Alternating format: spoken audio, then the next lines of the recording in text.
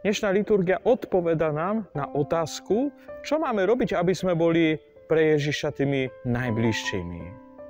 Ježiš nám hovorí, aby sme počúvali Božie slovo a zachovávali ho vo svojom srdci. A Panna Mária na svadbe v Káne povie, urobte všetko, čo vám môj syn povie.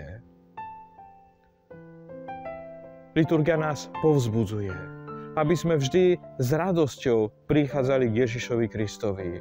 Aby sme s radosťou prichádzali na Eucharistiu. A tam, aby sme načerpávali silu pre náš každodenný život. Pane Ježišu, sprevádzaj nás na ceste života, aby sme s radosťou kráčali za Tebou.